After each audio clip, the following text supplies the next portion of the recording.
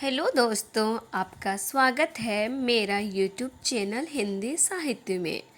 मैं आज आप लोगों को हरिवंश राय बच्चन द्वारा क्या भूलूं क्या याद करूं आत्मकथा को पढ़ाऊंगी।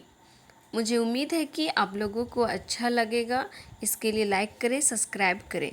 तो चलिए जल्दी से हम लोग पढ़ते हैं। शॉर्ट नोट्स के माध्यम से भी हम इसको जानेंगे। पहले मैं खुद से लिखी हूँ कुछ 2-4 पेज, उसके बाद में प्रिंटेड करके लाई हूँ। तो उम्मीद करती हूँ अच्छा लगेगा। चलिए स्टार्ट करती हूँ। क्या भूलूं क्या याद करूं, जो 1969 ईस्वी में लिखा गया है। हरिवंश राय बच्चन की आत्मकथा का पहला भाग है। यह हिंदी साहित्य की एक महत्वपूर्ण रचना मानी जाती है और इसे 4 खंडों में विभाजित किया गया है। पहला है क्या भूलूं क्या याद करूं 1969 में, नीड़ का निर्माण फिर 1970 में, बसेरे से दूर 1978 में, 10 द्वार से सोपान तक 1985 में। यह हिंदी की आत्मकथा साहित्य का चरम परिणीत है। अब हम जानेंगे कि क्या भूलूं क्या याद करूं में कौन कौन से पात्र हैं। पहला पात्र है जग्गू चाचा, जो बड़की की बहन के लड़के हैं। हरिलाल छेदी के पुत्र, प्रताप नारायण लेखक के पिता, सरस्वती लेखक के परबाबा की बहन, मिट्ठूलाल लेखक के परबाबा, भोलानाथ लेखक के बाबा, करकल मंगल का पुत्र, चंपा करकल की पत्नी, श्यामा लेखक की पत्नी, शालिग्राम लेखक के छोटे भाई, रामकिशोर लेखक के ससुर। इसका उद्देश्य क्या है? आखिर लेखक को लिखने का कुछ तो उद्देश्य होगा। बिना उद्देश्य के तो कुछ भी नहीं लिखा जाता है। तो वो आत्मकथा लिखे हैं। तो इसमें है कि क्या भूलूं क्या याद करूं में उन्होंने अपने जन्म से लेकर अपनी पत्नी श्यामा के आकस्मिक देहावसान तक के अनुभवों को चित्रित किया है। इस भाग के प्रारंभ में उन्होंने अपने वंश की उत्पत्ति, गुणों एवं दुर्गुणों का परिचय दिया है। हरिवंश राय जी अपने छोटे भाई का जिक्र में गीत लिखे हैं। वह गीत है, जीवन में एक सितारा था, माना कि वह बेहद प्यारा था। वह डूब गया तो डूब गया, अंबर के आंगन में देखो किसने इसके तारे टूटे, कितने इसके तारे टूटे, कितने इसके प्यारे छूटे, जो छूट गए फिर क्या मिले, पर बोले टूटे तारों का कब अंबर शोक मनाता है, जो बीत गई सो बीत गई। अगणित उमंदों के अक्षण है, अगणित अवसादों का क्षण है, रजनी की सूनी घड़ियों को किन कितने से आबाद करूं मैं, क्या भूलूं क्या याद करूं मैं। याद सुखों की आंसू आती, दुख के दिन भारी कर जाती, दोष कैसे दूं जब अपने से अपने दिन बर्बाद करूं मैं, क्या भूलूं क्या याद करूं मैं। अब हम जानेंगे कि जो हरिवंश राय बच्चन की आत्मकथा जो 4 खंडों में विभाजित है, हम पहले भी बता चुके हैं कि पहला है क्या भूलूं क्या याद करूं 1969 में, नीड़ का निर्माण फिर 1970 में, बसेरे से दूर 1978 में, 10 द्वार से सोपान तक 1985 में। इसको जितना ज़्यादा आप पढ़ेंगे, जितना ज़्यादा ईस्वी को देखेंगे, उतना ज़्यादा याद होगा, क्योंकि ये एक सीक्वेंस में मिलाने के लिए आता है।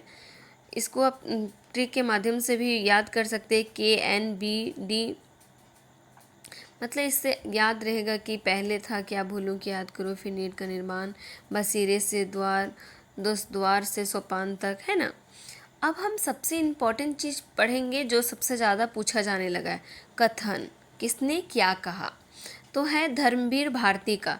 यह हिंदी के वर्षों के इतिहास में ऐसी पहली घटना है जिसमें अपने बारे में सब कुछ इतनी बेबाकी साहस और सद्भावना से कह दिया गया।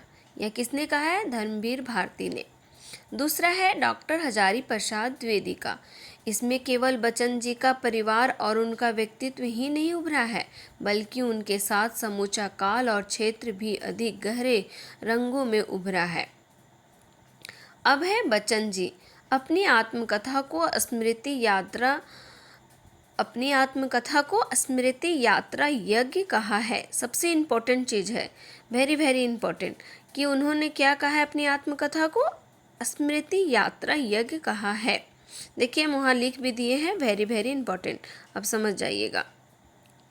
अब है शिव मंगल सिंह सुमन का, ऐसी अभिव्यक्तियाँ नई पीढ़ी के लिए पाथेय बन सकेगी, इसी में उनकी सार्थकता है। बच्चन जी और भी कुछ बातें कही है जो इम्पोर्टेंट है, उसमें से है कह रहा है जग वासना में हो रहा उद्धार मेरा, मैं छिपना जानता तो जग मुझे साधु समझता, शत्रु मेरा बन रहा है छल रहा है व्यवहार मेरा, यह आत्मचित्रण को अपने हाथों से मैं लिख रहा हूँ। अब हम डिटेल में जानेंगे खंड 1। इसमें क्या भूलूं क्या याद करूं, जिसका प्रकाशन 1969 ईस्वी में प्रकाशित हुआ है। तब हिंदी साहित्य में मानो हलचल सी मच गई। यह हलचल सन 1935 में प्रकाशित मधुशाला से किसी भी प्रकार कम नहीं थी। मधुशाला कब प्रकाशित हुआ? 1935 में। क्या भूलूं क्या याद करूं में उन्होंने अपने जन्म से लेकर अपनी पत्नी श्यामा के आकस्मिक दिवासन तक के अनुभवों को चित्रित किया है। इस भाग के प्रारंभ में उन्होंने अपने वंश की उत्पत्ति, गुणों एवं दुर्गुणों का परिचय दिया है। बच्चन बताते हैं कि उनके जन्म से पूर्व माता सुरसती एवं पिता प्रताप नारायण द्वारा हरिवंश पुराण विशेष रूप से पढ़े जाने के कारण उनका नाम हरिवंश राय रखा गया। बच्चन ने यहाँ अपनी बाल्यावस्था, पारिवारिक जीवन, शैक्षणिक जीवन, किशोरावस्था में करकल से निकटता, चंपा के प्रति आकर्षण और श्यामा के संग विवाह की अपनी अनुभूतियों को चित्रित करने का सुंदर प्रयास किया है। इसी के साथ लेखक ने अपने पारिवारिक आर्थिक परेशानियों और श्यामा की बीमारी के दुखते कष्टे अनुभवों को भी वाणी प्रदान की है। इस खंड में हम यह जाने कि कैसे हरिवंश राय बच्चन अपने पहली पत्नी जो उनकी है श्यामा के संग विवाह की अनुभूतियों को चित्रित करने का प्रयास करते हैं। उनकी आर्थिक स्थिति कैसे थी, उनकी कौन सी बीमारी से उनकी पत्नी बीमार हो गई, कैसे मृत्यु हुआ, वो मतलब अपनी पहली पत्नी के बारे में बताने का प्रयास करते हैं। अब हम पढ़ेंगे दूसरा खंड जिसका प्रकाशन 1970 में हुआ है। इसमें है नीड का निर्माण। इसमें लेखक श्यामा की मृत्यु से क्षुब्ध हुए लेखक का चित्रण है। श्यामा कौन है? उनकी पहली पत्नी है। श्यामा की आकस्मिक मृत्यु बच्चन को अत्यधिक व्यवस्थित करती है, परंतु अपनी आर्थिक स्थिति ठीक ना होने के कारण उन्हें विवश होकर इस मनः स्थिति से बाहर निकलना पड़ा। फिर बच्चन जीवन में साहित्य में पुनः स्थापित करने को प्रयत्न करते हैं। जब उनकी पत्नी का मृत्यु हो जाता है तो वे उनकी आर्थिक स्थिति ठीक नहीं है, इसीलिए वो पुनः साहित्य लिखना आरंभ कर देते हैं। फिर अपना एमए की पढ़ाई को पुनः आरंभ कर देते हैं और कवि सम्मेलन जहाँ जहाँ होता है वहाँ भी वे जाने लगते हैं। फिर उनकी अचानक एक आइरिस उनके जीवन में आती है। फिर उसके संकोची स्वभाव ने बच्चन के हृदय में आइरिस के प्रति प्रेम का भ्रम बनाए रखा। वे अक्सर गर्मियों की छुट्टियों में गर्मी का जो छुट्टी होता है वह व्यतीत करने के लिए कहाँ चले जाते थे? बरेली चले जाते थे। वहीं उनकी मुलाकात तेजी से हुई। तेजी कौन है? तेजी इनकी जो मुलाकात होती है तो वह पुनर्विवाह करना तो नहीं चाहते, लेकिन जो उनके दोस्त लोग होते हैं, हरिवंश राय बच्चन के दोस्त लोग, उन्हें फोर्स करते हैं, उन्हें समझाते हैं कि विवाह कर लो। तो फिर वह तेजी से अपनी दूसरी विवाह करते हैं। विवाह करने के बाद उन्हें 2 पुत्र तेजी से प्राप्त होता है। एक का नाम है अमित, दूसरा का नाम है अजीत। इसमें पूछा जाएगा कि अमित और अजीत उनकी कौन सी बीवी से हुई? तो वे दूसरी बीवी जिनका नाम तेजी है। ठीक है, अब हम पढ़ेंगे तीसरे खंड 1977 में प्रकाशित हुआ। इसमें बसेरे से दूर इनकी आत्मकथा का तृतीय भाग है। इसमें उन्होंने अपने जीवन की उस अवधि की कहानी सुनाई है जब उन्होंने अपने देश, नगर, घर परिवार से दूर कैम्ब्रिज में रहकर विलियम बटलर इट्स के साहित्य पर शोध कार्य किया। इस खंड का आरंभ उन्होंने अंग्रेजी विभाग में अपने अध्यापन कार्य साथी प्रवक्ताओं के परिचय के साथ किया। इसी दौरान ब्रिटिश काउंसिल से सूचना आई कि अंग्रेजी साहित्य पढ़ाने की विधि का अवलोकन करें, लेकिन इस कार्य के लिए कैम्ब्रिज जाने के लिए उन्होंने कई परेशानियों का सामना करना पड़ा। कैम्ब्रिज में रहकर बच्चन ने अपने शोध प्रबंध W.B. इट्स के साहित्य में निगूढ़ तत्व से पूर्ण किया। तेजी के अकेलेपन, आर्थिक संकटों एवं एक सिरफिरे सज्जन द्वारा प्राप्त हुए मानसिक प्रताड़ना को भी यहाँ अभिव्यक्ति मिली। इसी भाग में उन्होंने अपनी नेपाल यात्राओं एवं कलकत्ता की यात्राओं और कविता के संबंध में अपने विचारों और विदेश मंत्रालय में अपनी नियुक्ति की अनुभूति को भी मुखरित किया है। अब हम जानेंगे कि चौथा खंड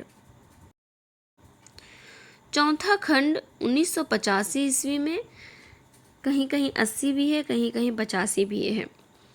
10 द्वार से सोपान तक बच्चन की आत्मकथा का चतुर्थ भाग है। यह अन्य 3 भागों की अपेक्षा विस्तृत है। सुविधा की दृष्टि से बच्चन ने इस पुस्तक को 2 भाग कर दिए।